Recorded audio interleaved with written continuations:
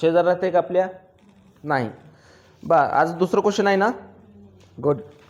333 वरचा अगोदर क्वेश्चन समजून घेण्यासाठी अगोदर 23 पत्रकाला किती बाजू आहेत आपल्या? 2 बाजू. पहिले नावे आणि दुसरं जमा. नावेला किती अपवादात्मक असतात बोंबला?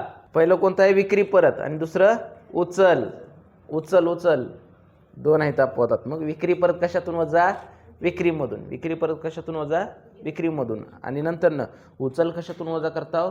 भांडवलातून. मग आता विक्री परत आहे का चेक करा बरं पटशिऱ्या. आहे ना नावे साईडला. मग विक्री परत कशातून वजा करायचे? विक्रीमधून. करा मग विक्रीला टिक. केलो. आणि उचल आहे का? उचल नेहमी कशातून वजा करता? भांडवलातून. पण भांडवल कंपल्सरी आपण इनरला दाखवतो बरं का, समान असो अथवा नसो. सहसा टिक करायचं असेल तर करा. झालं. नेक्स्ट जमा साईडला फक्त एकच अपवादात्मक असते म्हणतात, ते म्हणजे कोणतं असते बरं? खरेदी परत. आहे का चेक करा बरं. आहे. खरेदी परत कशातून वजा करता? मग खरेदीला टिक करा. आता कशातून वजा करतो त्याला टिक करायचं बरं का. झाले. पुन्हा नंतर न कंसात एखादं पद दिले का आपल्याला? नाही. कंस जर दिले याचा अर्थ आपल्यासाठी काय असते? ते गुपित समायोजन. काय असते? गुपित समायोजन. पण असं द्या आहे का? नाही. चला विषय सोडून द्या. पण गुपित जरी असलं तरी समावेश नेहमी किती इफेक्ट होत असतात म्हणतो आपण? 2. गुड. पहिली समाना बघा. 31 मार्च 2019 रोजी शिल्लक मालाची मूल्य म्हणते. मालाच्या संदर्भात काल सुद्धा सांगितलं होतं, कुठलीही समाना असेल मालाच्या संदर्भात टिक करतो का? नाही. गुड. दुसरी समाना काय म्हणते बरं? मग वरी आहे का विमाचा आपसून बघा. पट पट पट करा मग टिक. केलो. नेक्स्ट ऋणकोर. मग ऋणकोर आहे का बघा बरं. केलो. म्हणजे ऋणकोर 600 बुडीत कर्ज पण आहे आणि 5% संशयित पण आहे. म्हणजे ऋणकोर किती समान आहेत? 2. तर 2 टिक करा. चांगलं कुकू लावा गा. ओके. चौथी समाना कशावर म्हणते? संयंत्र व यंत्रावर. वर आहे का? करा टिक. आणि त्याच्या पुढे आणखीन कशावर म्हटले बरं? वर आहे का बघा बरं. करा मग टिक. उपस्काराला सुद्धा केलो. 5वी समाना कशावर आहे बरं? येतन. येतन आहे का वरी बघा बरं. करा मग टिक. वेतन आहे ना. करा टिक. समान टिक मार्क सोपा आहे का अवघड आहे? जे खाली आहे ती वरी चापचून बघायचं आणि त्याला टिक करायचं. बरोबर आहे ना. आणि ज्याला टिक केला त्याचे अमाऊंट्स हे इनरला लिहायचे आउटरला बरं. इनरला. आणि ज्याला टिक नाही त्याचे अमाऊंट्स हे आउटरला लिहायचे. आलं लक्षात. तयार करा. रोजचं मोडं त्याला कुंडोडं.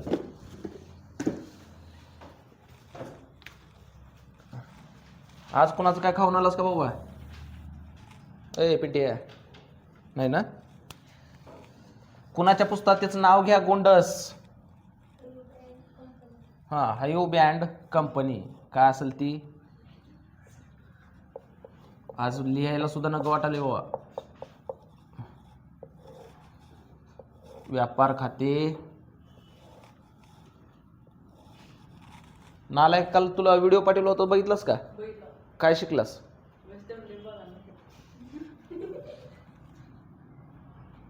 अवघड आहे रे तुझं.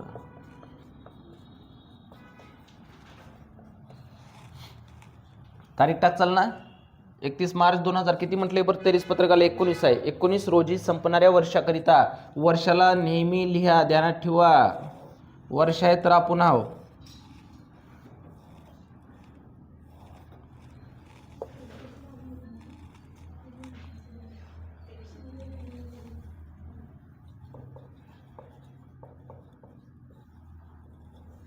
एकतीस मार्च किती आहे? 2019 रोजीचा. तारीख टाका.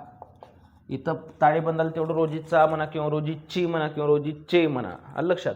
आणि इकडं वर्षाकरिता म्हणा. आणि ह्या छोट्या छोट्या गोष्टी मला सांगायची गरज नसून लागते. तुम्ही हुशार लेकराव.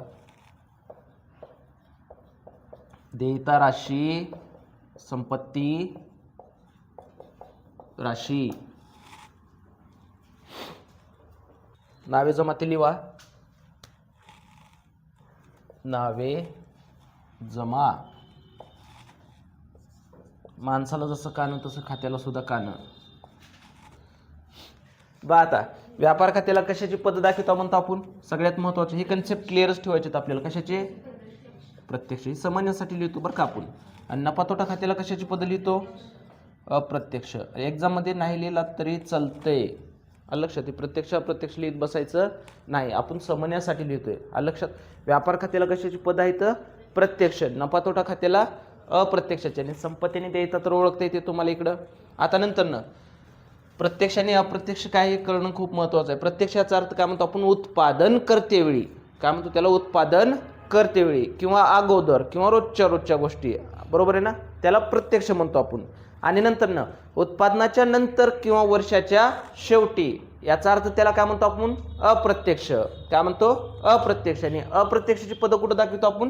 नफा तोटा खात्याला. लक्षात राहील ना. उत्पादन करतेवेळी म्हटलं की त्याला काय म्हणतो? प्रत्यक्ष. आणि प्रत्यक्षाची पद कुठं? व्यापारला. उत्पादनाच्या नंतर म्हटलं की अप्रत्यक्ष. आणि अप्रत्यक्षाची पद कुठं? नफा तोट्याला. तिथं नावेला असतील तर इथं पण नावेला, तिथं जमाला असतील तर इथं पण जमालाच येणार. आलं लक्षात. मग आता नावे बाजू ट्रान्सफर करते वेळेस आपण नावेची पद कुठं म्हणतो? नावेची नावेला, म्हणजे व्यापारच्या नावेला, नफा तोट्याच्या नावेला. आणि दुसरीकडे कुठं दाखवायचं आपल्याला? इकडं संपत्तीला. याच्या व्यतिरिक्त कुठं दाखवायचंय का? नाही. आलं लक्षात. पुन्हा याच्यामध्ये अपवादात्मक किती आहेत बरं पद? टोटल 2. पहिलं उचल. पहिलं कोणतं आहे? उचल. आणि दुसरं कोणतं आहे? विक्री परत. उचल हे नेहमी कशातून वजा करतो आपण? भांडवलातून. कशातून? भांडवलातून. आणि विक्री परत कशातून वजा करतो? विक्रीमधून. बरोबर आहे ना. मग आता पहिलं नावेची ट्रान्सफर करून घ्यायची, पुन्हा नंतर जमाशी बोलू. बघा बरं आता पहिलं काय बरं? हसत हसत रोख आपली काय असते? हातातली शिल्लक संपत्ती. दाखवा मग इथं रोख. रोख लिहिताव का रोख लिहिताव? अच्छा. इनर काउंटरला बरं किती बोंबला बरं? 4575. कालची दिदू लाखावर खेळत होती आहे की नाही? झालं. नेक्स्ट काय बरं? बँकेतील रोख. हातातली शिल्लक असेल किंवा बँकेतली शिल्लक असेल, ही दोन्ही पण आपल्यासाठी काय येतं? संपत्ती आहे. दाखवा मग संपत्तीला. बँक किती बरं? 15,450. आता जरा मोठ्यानं सांगचाल का रे मुलं? पण सारखं मुली सांगतील लाजा जीवाला, दाव घेऊन तर जावा कुठं तर गवत आणायला. नेक्स्ट उचल. कुणाला उचलायचंय का आपल्याला? नाही. उचल हे नेहमी कशातून वजा करता म्हटलं आपण? भांडवलातून. आणि भांडवल एक कंपल्सरी पद आहे, बरोबर आहे ना. आपल्याला भांडवलाशिवाय आपल्याला काहीच करता येत नाही. भांडवल कंपल्सरी आहे. मग भांडवल कंपल्सरी कुठे येते? इकडं देयताला. कुठे येते? देयताला. ओके. अगोदर पद लिहून भांडे, त्याला 4 ओळी सोडून बरं का, मायनस उचल. किती रुपये अमाऊंट बरं? 18,000. 4 ओळी का बरं सोडलाव बरं? देवाच्या नावानं सोडलाव का? बुकुट सोडल्यासारखं नाही. 4 ओळी का? तर प्लस मायनस शुद्ध नफा वगैरे असेल तर त्यासाठी प्लस प्लस अगोदर करायचं आणि मायनस नंतर, जसं आपण एकेरी नोंद पद्धतीमध्ये करत होतो बा, त्या पद्धतीनं.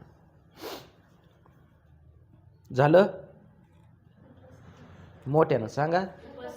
उपस्कर. उपस्कर म्हणजे काय रे? फर्निचर. आणि काय असते? आपली संपत्ती. गुड गुड वागा. उपस्कर. लग्नात देतात का आपल्याला? होतंय का नाही तीच माहित नाही, द्यायचा विषय लांब राहिला आहे की नाही. किती रुपये अमाऊंट? Inner counter. इनरला 6,000. किती ओळी सोडायची त्याला? 2. पटाबर रांग सोडा. नेक्स्ट यंत्र काय असते? आपली संपत्ती. लिवा. इनर काउंटर किती? 45,000.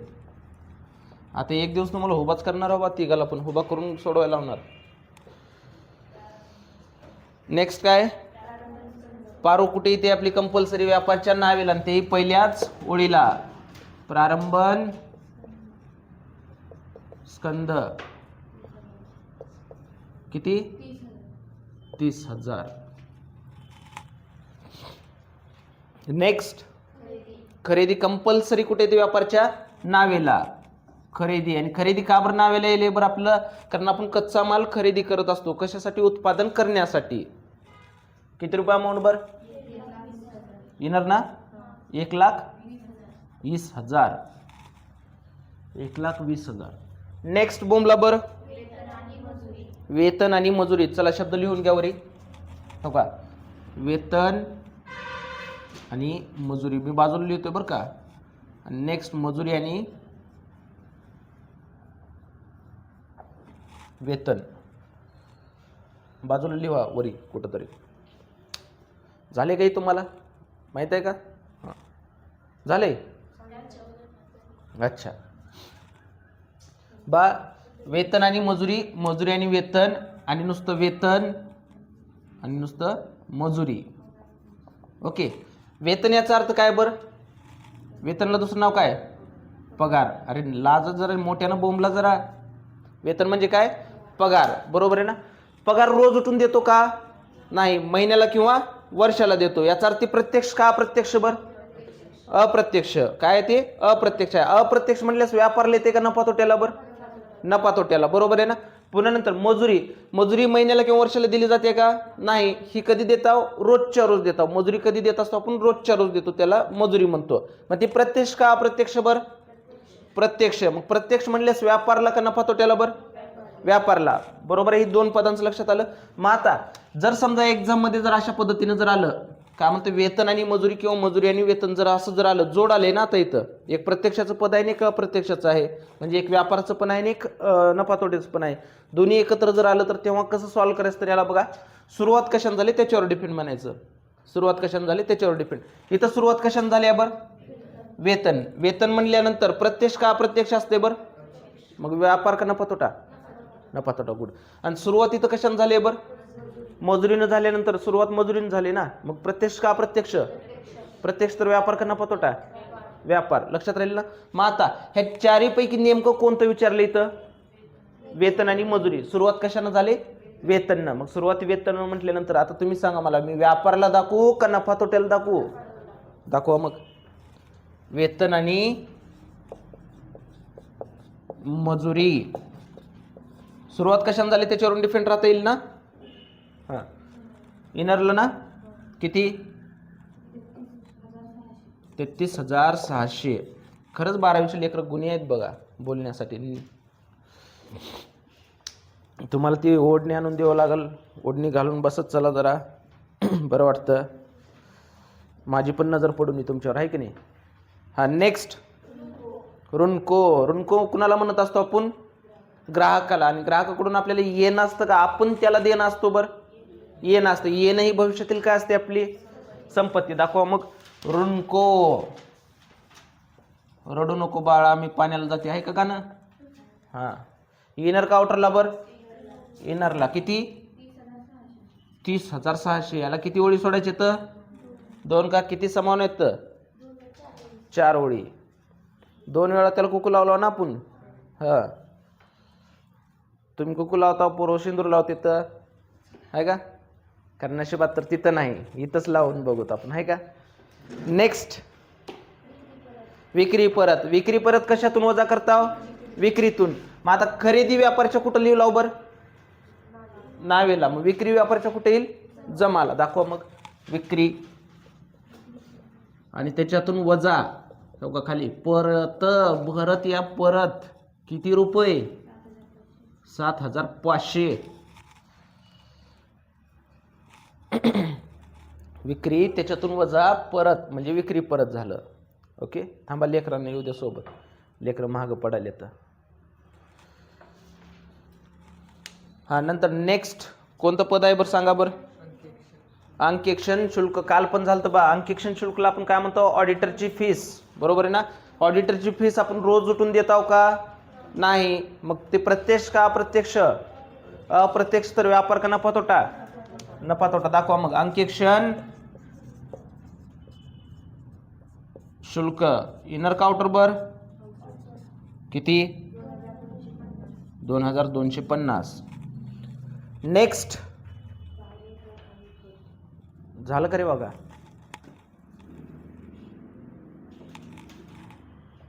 अरे खरं तर माझ्या थंडीनं हात पूर्ण हे झाले, मला लिहायला ये नाही पटपट, बोलायला सुद्धा नको वाटाले. झालं काय म्हणलात बरं आता? अच्छा, भाडे दर आणि कर. ओके, भाडं रोज उठून देताव का? नाही. कर रोज उठून करताव का? नाही. मग ती प्रत्यक्ष का अप्रत्यक्ष? बर अप्रत्यक्ष म्हणल्यास व्यापार का नफा तोटा? नफा तोटा. दाखवा मग. भाडे दर आणि कर किती रुपये? 5,400. आता कर जवळ येईल का नाही, संक्रांतीची कर मोठी असते बघा, आहे का नाही. बकरे कोंबडे नुसतं जिकडे बघाल तिकडे रगतच आहे का. नेक्स्ट बुधीत. बुधीत म्हणल्यावर कसलं असेल म्हणलं ती. बुडीत कर्ज. बुडाले रोज उठून बुडणार आहेत का आपले, नाही. मग प्रत्यक्ष का अप्रत्यक्ष, बर अप्रत्यक्ष म्हणल्यास व्यापार का नफा तोटा दाखवा. मग बुडीत कर्ज आउटरला जरी दाखवला तरी चालतंय, इनरला जरी दाखवला तरी चालतंय बरं का. ही दोन्ही पद्धतीनं सॉल्व्ह करता येते. आपण कुठं दाखवत आहोत, आउटरला. किती रुपये फक्त, अच्छा 600. हा, नंतर नेक्स्ट पद कोणतं आहे बघा बरं, प्रवास खर्च. रोज उठून प्रवास करता का आपण, नाही. मग ती प्रत्यक्ष का अप्रत्यक्ष, अप्रत्यक्ष. तर व्यापार का नफा तोटा, नफा तोटा. प्रवास खर्च. आता म्हणचाल आता आम्ही रोजच प्रवास करतो, ते प्रवास वेगळ्या गोष्टी झाली बरं का. आता जरी समजा तुम्ही प्रवास करालात, महिन्याच पास तुम्ही एकदाच काढालो ना, बरोबर आहे ना. म्हणजे त्याचा खर्च तुम्ही एकदाच करायला, म्हणजे महिन्याला किंवा वर्षाला करायला. रोज उठून ते प्रवासासाठी खर्च करायला का आपण, नाही. किती रुपये मोठ्या ना. हां, नेक्स्ट विमा. रोज उठून भरताव का, प्रत्यक्ष का अप्रत्यक्ष, अप्रत्यक्ष. व्यापार का नफा तोटा, गुड. विमा. इनर का आउटर, किती फक्त एवढं तर आम्हाला गायच्या लागतात म्हणा, आहे की नाही. सोन्याचे पैसे अलग होईल आपल्या. नेक्स्ट कोणाच्या, कोण आहे ती अभय, माहिती आहे का, नाही. म्हणजे कुठला तर आहे आपल्या शेजारी पाजारी असेल, मेवना असेल त्याचं. ओके. आता अभयच्या कर्जावर व्याज म्हटले, अभयच्या कर्जावर व्याज याचा अर्थ त्याला दुसरे एक शब्द आपण ध्यानात ठेवून, बँक कर्जावर व्याज. ओके. बँक कर्जावरील व्याज ही संस्थेचं काय असते, आपल्या खर्च असतं. मग कर्जावर व्याज सिंपल आहे हो का, जास्त डिफिकल्ट नाही. असं कर्जावर व्याज म्हटले ते अभय म्हणेल, बँक म्हणेल, काय का म्हणेल. व्याज रोज उठून देतो का, नाही ना. कधी देत असतो बरं आपण व्याज, एकतर महिन्याला किंवा वर्षाला देत असतो, महिन्याला किंवा वर्षाला. मग ते प्रत्यक्ष होईल का अप्रत्यक्ष, बर अप्रत्यक्ष, बरोबर आहे ना. अप्रत्यक्ष म्हणल्यास व्यापार लिहिल का नफा तोट्याला, बर नफा तोट्याला. तिथं कोणत्या साईडला आहे बरं ती पद, नावेला आहे. मग इथं पण कुठं येईल, नावेला. तिथं जर जमाला असतं तर इथं पण जमाला दाखवला असतो. दाखवा मग. कोणाच्या कर्जावर व्याज रे, बँकच्या का अभयच्या, अभयचं नाव आहे रे, असं का करालोस. अभयच्या कर्जावर व्याज किती रुपये, लय बी दिलंय.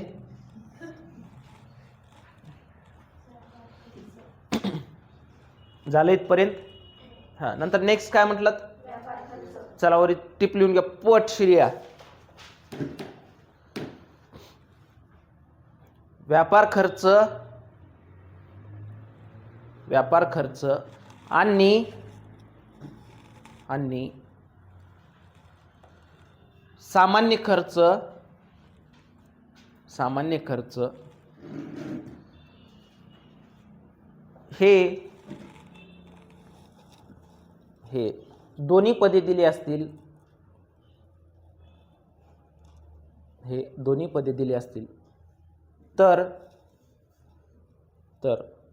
व्यापार खर्च हे व्यापार खात्याला, व्यापार खर्च हे कुठं, व्यापार खात्याला. आणि सामान्य खर्च हे नफा तोटा खात्याला, सामान्य खर्च हे नफा तोटा खात्याला लिहावे.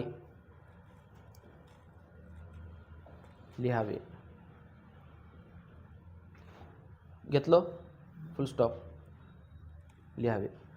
आणि दोन्हीपैकी एकच पद असेल, दोन्हीपैकी एकच पद असेल तेव्हा नफा तोटा खात्याला लिहावे, तेव्हा नफा तोटा खात्याला लिहावे. झालं. आणि जेवढी मी चालूवरती असं टिपा किंवा अशी काही महत्त्वाची पदं जी देतो बघा, हे चॅप्टर संपण्याच्या अगोदर एखादं पेज सेपरेट ठेवा आणि त्या पेजवर सगळे उतरावून काढायचं बरं का, ही टिपा वगैरे सगळेच. आता जी पदं लिहून देतो महत्त्वाचे असते तर, आलं लक्षात. ते सेपरेट लिहायचे एका पेजवर. रिपीट सांगतोय. आता बा लक्ष द्या, कोणकोणते म्हटलं बरं मी पद? मोठ्यानं बोंबला रे, परत एकदा सांगा. व्यापार खर्च आणि दुसरं सामान्य खर्च. खर्चला दुसरं नाव असतं व्यय. काय म्हणतो त्याला? व्यय सुद्धा म्हणतो बरं का. तिथं असं पण देऊ शकतं आपल्याला, सामान्य व्यय आणि व्यापार व्यय दिल्यानंतर अग्गबाई म्हणचाल तिथं. ओके. आता दोन्ही जर पद असतील तर तेव्हा काय करायचं? तर बघा, आपल्याला व्यापार खर्च आणि सामान्य खर्च दोन्ही जर दिले 23 पत्रकात, तर तेव्हा व्यापार खर्च कुठं दाखवायचं? व्यापारला. आणि सामान्य खर्च कुठं दाखवायचं? नफा तोट्याला. आलं लक्षात? आणि जर समजा दोन्हीपैकी आता कोणतं पण एकच आहे बरं का आपल्याला, आता कोणता आहे? फक्त व्यापार खर्च आहे, सामान्य खर्च दिलंच नाही. दिले का तिथं? नाही. तर तेव्हा आत्ता अगोदर काय म्हटलं मी? व्यापार खर्च कुठं दाखवायचं म्हणलं? व्यापारला म्हटलो ना. जर दोन्ही असतील तर तेव्हा व्यापार खर्च व्यापारला जाते. आलं लक्षात? दोन्हीपैकी एकच असेल तर तेव्हा व्यापार खर्च कुठे येईल? नफा तोटा खात्याला. कुठे येईल ते? नफा तोटा खात्याला. मग आता तुम्ही सध्या कोणतं पद म्हटलात बरं? तिथं व्यापार खर्च म्हटलात, बरोबर आहे ना. मग व्यापार खर्च म्हटल्यावर लगेच तिथं सामान्य खर्च कुठं आहे का? बघा बरं आजूबाजूला चापचून. आहे का? आहे. मग आता व्यापार खर्च कुठं दाखवू? मग दाखवा मग इथं व्यापार खर्च. व्यापार खर्च किती रुपये बरं?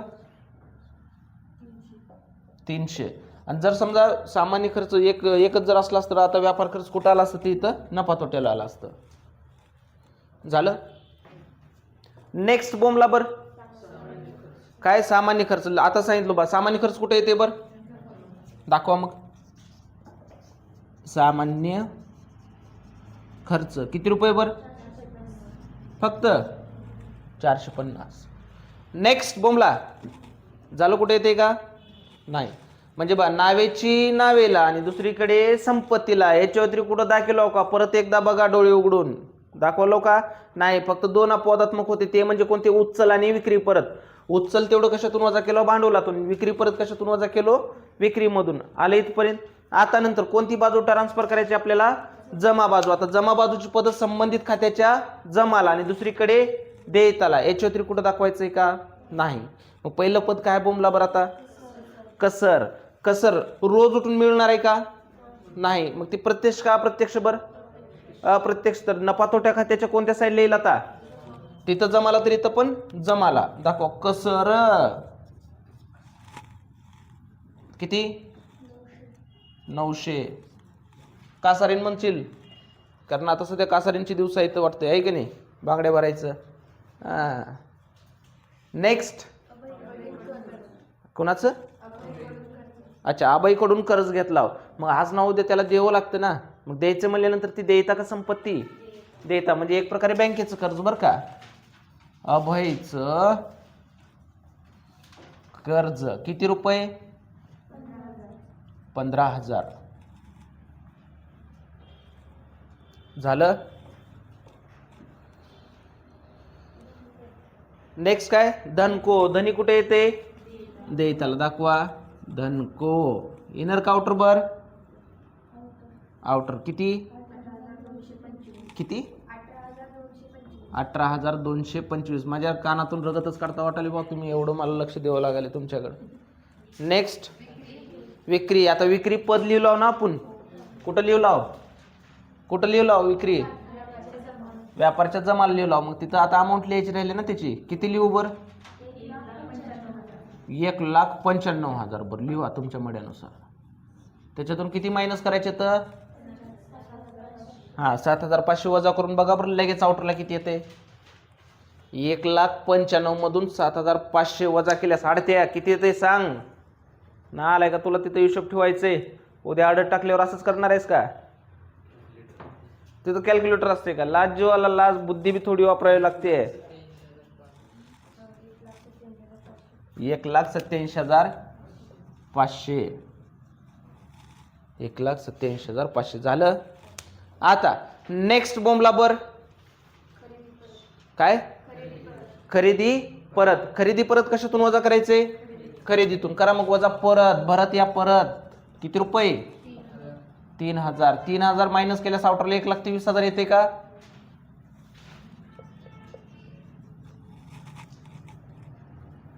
एक 1,23,000 येते की रे? नाही ना?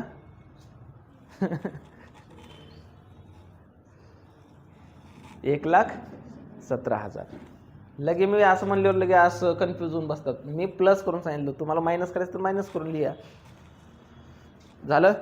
नंतर नेक्स्ट बोंबला बरोबर मोठ्यानं जरा भांडे. आता भांडवल लिहला का पदित, हा त्याची अमाऊंट लिहायची राहिली. किती रुपये अमाऊंट लिहू बर? 90,000. नेक्स्ट झालं. झालं कुठे येते का? नाही. इथपर्यंत काढायचं नाही का? सोपं आहे ना? ओके. चलो आता समावना क्रमांक 1 1 1 1 बघायचं. समावण्याची नेहमी किती इफेक्ट होतात म्हणतो आपण? मोठ्यानं. काय जसं की आपल्या घरचं द्यायला असं वाटायला बुवा. समावण्याची नेहमी किती इफेक्ट होतात? 2 इफेक्ट होत असतात. बरोबर आहे ना? मग आता पहिली समावना वाच रे बघा काय म्हणते तिथं खाली. समावना कुठं आहे की आणि कसं करू की आहे की नाही पिंटी आहे? ह्योक ह्योक. हां 31 मार्च 2019 रोजी शिल्लक मालाचे मूल्य 60. एक हां शेवटी आताच नाही, टॅली करते वेळेस आहे. फक्त आपण फॉर्मॅटनुसार लिहिता आला बरं का. उचल. ओके. शुद्ध नफा आलं तर ते प्लस करायचे, तोटा आलं तर मायनस करायचं, पुन्हा ही उचल मायनस करून आउटरला दाखवायचं आपल्याला. आलं लक्षात? मग आता बघा 31 मार्च 2019 रोजी किती रुपये म्हणते रे? काय बोलतो आपण? गुलू गुलू काय करतो सांगा बरं एकदा. किती? 60,000. तुमच्याकडे बघितल्यावर मला ते लैला मजनूचीच आठवण येते रे. किती? 60,000. 31 मार्च 2019 म्हणते. म्हणजे 31 मार्च कोणता आहे बरं? आपली शेवटची तारीख आहे ना. शेवटच्या तारखेच्या अमाऊंटला काय म्हणतो आपण? संवरण स्कंद. संवरण स्कंद. लक्ष द्या. कंपल्सरी समावना आहे आपल्याला, आणि ही कंपल्सरी 1 मार्काला फिक्स आहे बरं का आपल्याला. 1 मार्क ही जी मिळून जातो आपल्याला. संवरण याचा अर्थ काय? शेवटचा. संवरण म्हणजे काय? शेवटचा. प्रारंभन म्हणजे सुरुवातीचा. आणि पारूला आपण कुठं दाखवलो? सुरुवातीचा माल म्हणल्यास व्यापारच्या नावेला दाखवलो. बरोबर आहे. तेही पहिल्याच वेळेला आलं. मग सुरुवातीला म्हटल्यानंतर नावेला आलं. मग शेवटी म्हणल्यानंतर व्यापारच्या कुठे येईल बरं? जमाला. पहिला इफेक्ट दाखवू का मग इथं? आता बघा संवरण स्कंद किती रुपये बरं? 60,000. किती रुपये? 60,000. घेतलो. मग समावण्याचे नेहमी किती इफेक्ट होतात म्हणतो आपण? 2. मग आता ही शेवटी किती रुपये शिल्लक आहे बरं आपलं? 60,000 रुपये शिल्लक आहे ना. मग शिल्लक असलेला आपण टाकून देणार आहोत का? नाही. भविष्यात आपण वापरणार आहोत ना. मग भविष्यातील आपली काय असेल ती? देयता का संपत्ती? संपत्ती. गुड. दाखवा मग इकडं 4 ओळी सोडून याला. संवरण स्कंद. काय? संवरण स्कंद किती रुपयाचं बरं? 60,000. घेतलो. आलं.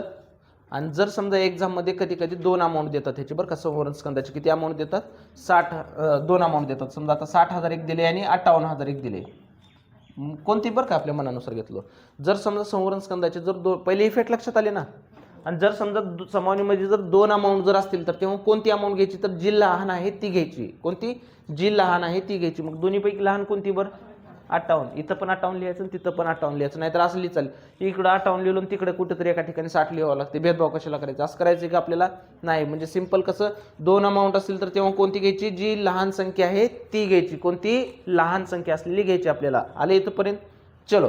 पहिली समावून क्लिअर. हां नेक्स्ट पॉवर वाचा बरं. काय म्हणते? पूर्वदत्त विमा. रुपये किती म्हणते? 600. पूर्वदत्तचा अर्थ काय म्हणतो आपण? तर आगाऊ दिलेले. शब्द ध्यानात ठेवा. लक्षात राहत नसतील तर वरी पटशिट्या लिहून घ्यायचे असतात. पूर्वदत्त याचा अर्थ काय म्हणतो आपण? आगाऊ दिलेले. आगाऊ दिलेले आपण सोडून देतो का त्याला पैसे? नाही. आता समजा चुकून तुम्ही जर आता पवारनी सूर्यवंशीला ह्यांना तुम्ही 10 रुपये आगाऊ दिलात, तुम्ही सोडून देतो का त्यांना? नाही. पहिलं त्यांच्याकडून माघार घेणार आहो ना.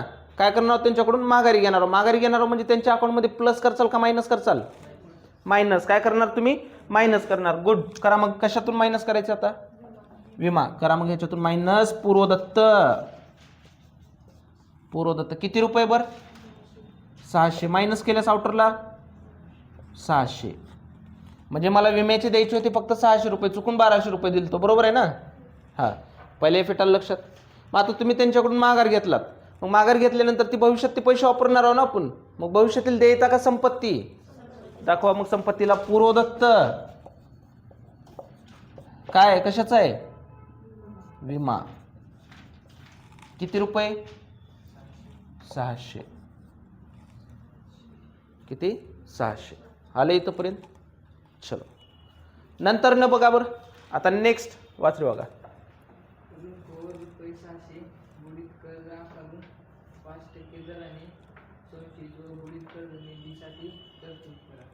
वेळ आहे ना सर्वांना?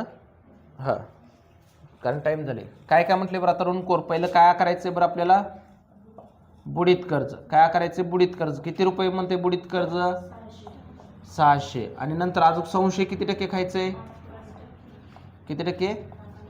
5%. बा दोन्ही पण कशावर करतो आपण म्हटलो? ऋणकोर. कशावर करत असतो? ऋणकोर. सगळ्यात महत्त्वाचे समान आहे जेवढे आदत्त, पूर्वदत्त आणि संवरण स्कंद आणि संशयित बुडीत कर्ज हे कंपल्सरी तुम्हाला फिक्स समावना येतात म्हणजे येतातच. आलं लक्षात? आणि प्रत्येक क्वेश्चनमध्ये समावना असणारच आहे तुम्हाला. आता एक एक एक एक समावना सॉल्व्ह करीत चालायचं का? पहिलं काय म्हणते बरं? बुडीत कर्ज बघूत आपण. कोणतं? बुडीत कर्ज. ऋणको म्हणजे कोण बरं? ग्राहक. ग्राहकाकडून आपल्याला टोटल किती यायचेत बरं? मोठ्यानं जरा अजून थोडं मोठ्यानं. गुड. किती येणं आहे? 30,600. प्रत्येक कस्टमर इमानदार असते का? नाही. एखादा कस्टमर पाटलींसारखा हरामखोर बी असते. बरोबर आहे ना? मग समजा त्यानं बुडविले म्हणते. काय केले त्यानं? बुडविले. मग त्यानं किती बुडविले म्हणते बरं? 600 रुपये. मग बुडाल्यानंतर पैसे वाढतील का कमी होतील बरं? कमी होतील. कमी होतील तर प्लस करचाल का मायनस करचाल? मायनस करा. मग मायनस अगोदर पहिला इफेक्ट. मायनस बुडीत कर्ज किती रुपये बरं? 600 मायनस करून परत इनरला किती येते बघा बरं? 30,000. किती आलं? 30,000. का बरं इनरला दाखवलो मी त्याला? परत अजून त्याच्यावर समावना आहे म्हणून त्याला इनरला दाखवलो. ओके. मग आता बुडाल्यानंतर आपल्याला भारी वाटतंय का? नाही. बुडाले म्हणजे आपलं काय झालं? नुकसान झालं ना. पण पाटलीन रोज उठून बुडवणार आहे का आपले पैसे? नाही. कधीतरी एकदा झोल देणार आहे ना. मग ते प्रत्यक्ष का अप्रत्यक्ष? अप्रत्यक्ष म्हणल्यास व्यापारच्या का नफातोटीच्या नावेला येईल? दाखवा मी इथं. हो, इथं अगोदर बुडीत कर्ज आहे. ह्याच्यामध्ये एकतर तुम्ही प्लस नवीन म्हणू शकतात बरं का, किंवा सेपरेटली पण लिहू शकतो. नवीन बुडीत कर्ज किती रुपये बरं? मोठ्यानं किती रुपये मायनस केला? बुडालेत किती? बुडालेत किती? 600. 30,000 जर बुडाले तर बाप असं तुडविल की असं कचकचा. 600 रुपये दाखविलो. त्याला शब्द काय वापरलो आपण? नवीन.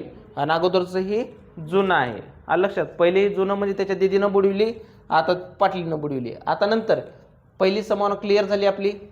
आता नंतर दुसरी कोणती आहे? आता संशय. मग आता त्यानं बुडविल्यापासून आता दळवेशीट संशय घ्यायला चालू केलाय. काय चालू केलं त्यानं? संशय घ्यायला.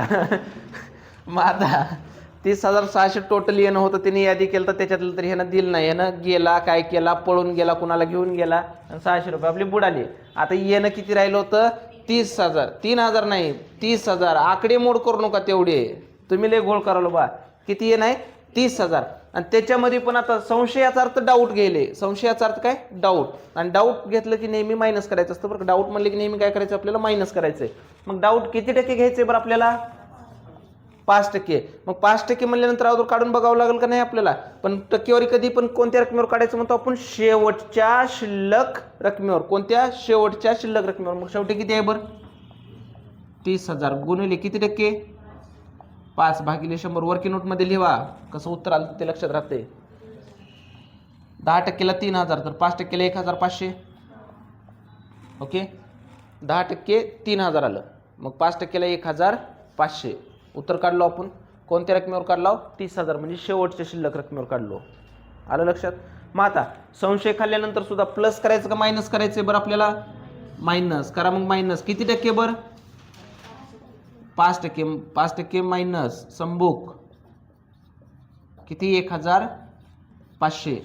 मग 1,500 मायनस केल्यानंतर आउटरला किती येते बघा बरं? 31,500. हां, 2,000 किती येते? 28,500. आलं का? 28,500. हां. मग आता संशय रोज उठून खाणार आहो का तुम्ही? नाही. मग ती प्रत्यक्ष का अप्रत्यक्ष? अप्रत्यक्ष म्हणल्यास व्यापारच्या नावेला का नफातोटीच्या नावेला? दाखवा मग इथं. किती टक्के बरं? किती टक्के? 5% संबुक लिवा. 5% संबुक किती रुपये बरं? 1,500. जेवढं प्लस केलं किंवा जेवढं मायनस केलं तीच रक्कम दाखवायची आहे. झालं? झालं ना? हां. पाटलीन वाच बरं. पाटलींचा आवाज लय दिवस झालं मला ऐकून.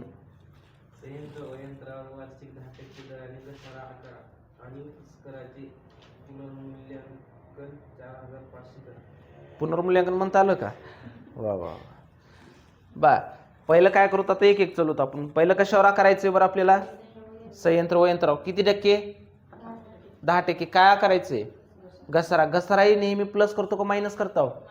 मायनस. घसाराही संस्थेच खर्च असते की उत्पन्न असते? पण रोज उठून घसारा करत बसताव का? नाही. म्हणजे ते प्रत्यक्ष खर्च का अप्रत्यक्ष खर्च आहे? अप्रत्यक्ष खर्च आहे. एवढे कन्सेप्ट क्लिअर झाले ना? मग आता पहिलं कशावर? यंत्राचं. 10% म्हणल्यास 10% किती येईल सांगा बरं पटशिऱ्या? 4500. 45,000 फक्त एक झिरो कट केला तर 10% उत्तर निघते. म्हणजे किती आलं? 4500. मग 4500 प्लस का मायनस? मायनस.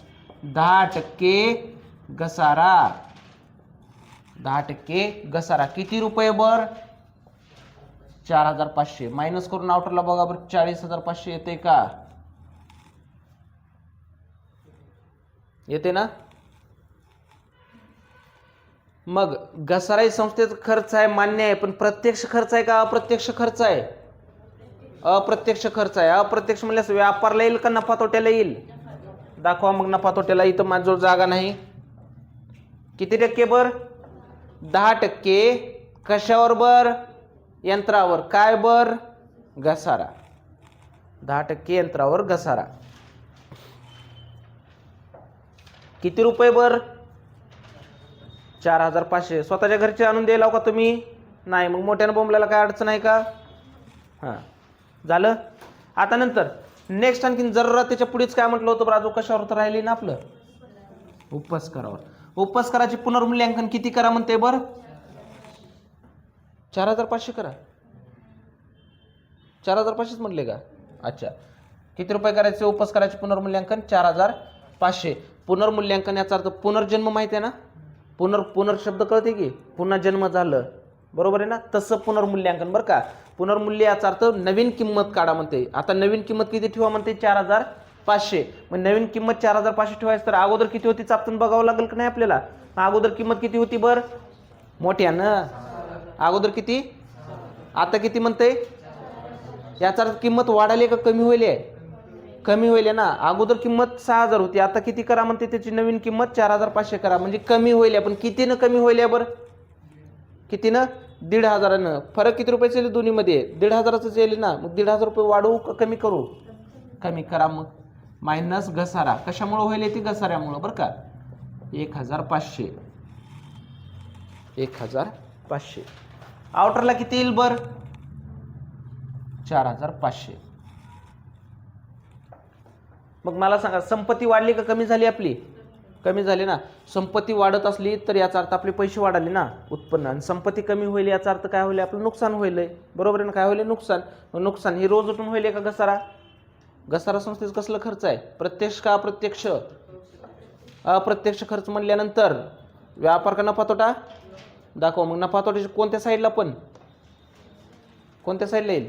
नावी साईडला. कारण नावी बाजू कशाची असते? खर्चाची. आणि जमा बाजू ही उत्पन्नाची. लिहा मग नावी साईडला. कशावर बर? उपस्करावर घसारा. टक्केवारी हे काही तर नाही, म्हणून विदाउट टक्केवारीचं. उपस्करावर घसारा झालं. उपस्करावर घसारा झाले इथपर्यंत. हा नेक्स्ट वाचा सूर्यवंशी. कशाचं म्हणते? वेतनाचे. किती द्यायचं बाकी आहे म्हणते? 900. दिलोय का अजून? नाही. मग अगोदर वेतन अगोदर इथं चापतून बघू. ठेव का अगोदर मी वेतनाचे किती रुपये दिला बर? आतापर्यंत 33,600 रुपये दिला. बरोबर आहे ना? अजून किती द्यायचेत म्हणते? 900 द्यायचेत. म्हणल्यानंतर खर्च वाढेल का कमी होईल? वाढेल म्हणल्यास प्लस का मायनस? वा काय? प्लस. प्लस पोलिओ अदत्त किती रुपये? 900. हौशे गौशे 900. 33,600 मध्ये 900 रुपये प्लस केल्यास आउटरला किती येते बघा बर?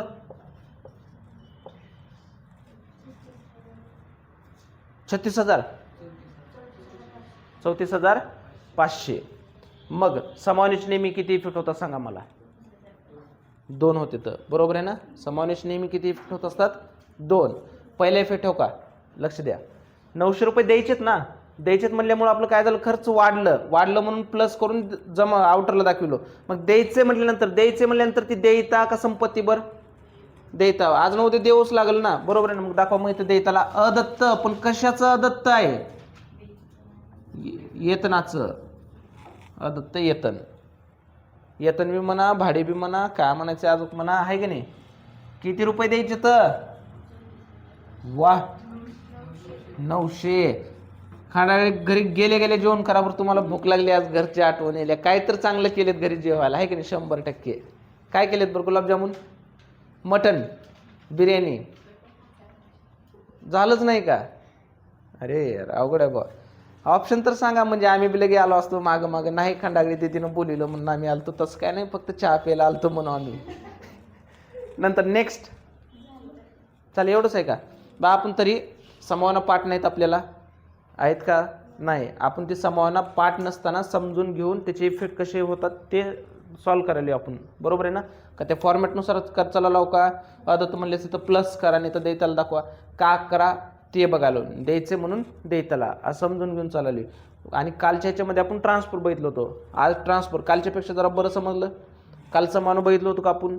नाही. आज समावना बघितलं, बरोबर आहे ना. मग आता कालच्या क्वेश्चनची समावना सॉल्व करता येतील का तुम्हाला? येतील ना, ह्याच्यावरून आधारित तुम्हाला. आता नंतर राहिले का आपलं फक्त टॅली करायचं. आता उद्याच्या क्वेश्चनमध्ये आपण टॅली सहित बघायचं. काय कशा सहित? टॅली सहित. मग उद्याचं क्वेश्चन टॅली सहित सॉल्व केल्यानंतर बाकीच्या आता ही कालचं आणि आजच्या क्वेश्चनचं टॅली करता येईल की तुम्हाला? चलतंय, थांबायचं मग.